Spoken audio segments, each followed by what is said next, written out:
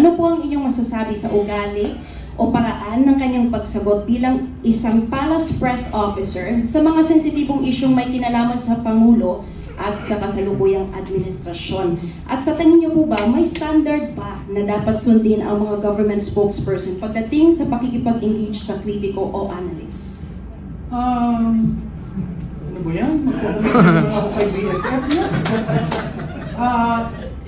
Sinabi ko sa kanya, kumuha ka ng Comms 101, sender, noise, receiver. Siya ang sender, siya rin ang noise. Kaya yung receiver, hindi maintindihan yung sinasabi niya. But levity aside, nagtrabaho ako nung panahon ni Presidente Cory, Presidente Ramos, sa OP. At doon ang mga panahon, nakatangi-tangi ang uri ng pagiging spokesman. Marunong humarap sa tao, malumanay, hindi siya ang storya, ang pananalita ay tama, ang tonality ay tama, hindi pampalengke. Pasensya ka na BFF, kasi hindi ako ang propagandist. Ano ba ang propagandista? Ang propagandista, meron kang sinasabi in defense of someone. Ay, sino ang prinotektahan ko? Sinasabi niya, maka-Duterte ako. Ako hindi maka-Duterte. Naging Duterte na lang ako dahil sa pasasalamat ko dun sa 6 na taon niyang paninilbihan.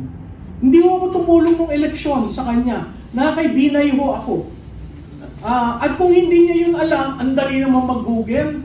Wag na Google. Ang dali mag-AI. I-type mo yung Malutikia kasi yung huli niyang banat sa akin.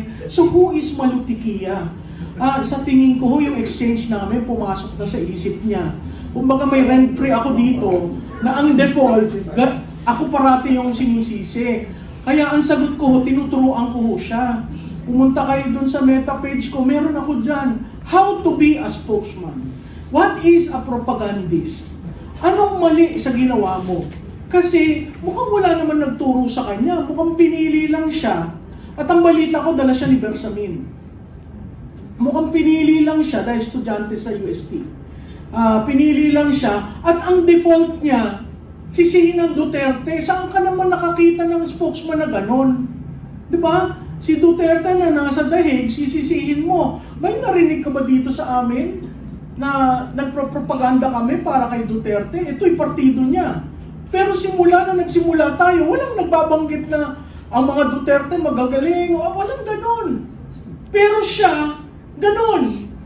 Ang ina-address ko sa mainstream media, pag kayo nagtanong ng tanong, siguraduhin niyo sagutin niya. Kasi kasama kayo sa propaganda. Kung i-accept niyo yung sagot niya. Perfect example, what do you think about incapacity? Sinagot ba niya? Hindi. Ang pivot niya ay ang mga Duterte, dapat tanungin yan. Yung mga, yung baha, nagsimula sa mga Duterte. Kaya nung tinatanong ko siya sa datos, hindi nga siya spokesman, ang pangalan niya, Press Information Officer. Information. Dalhin mo sa usapin ng datos, wala siya. Pero dalhin mo doon sa bastusan, nandun siya. Diba? Ang tanong ko sa mga nasa Malacanang, hindi nyo ba ginagalang ang institusyon ng presidente?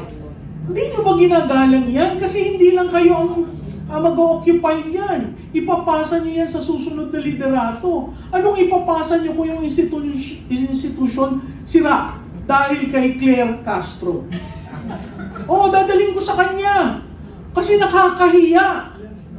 She is not communicating. She is the propagandist. Kasi paano? Ako, tinawag niya ako propagandista. Sabi ko, anong proof mo?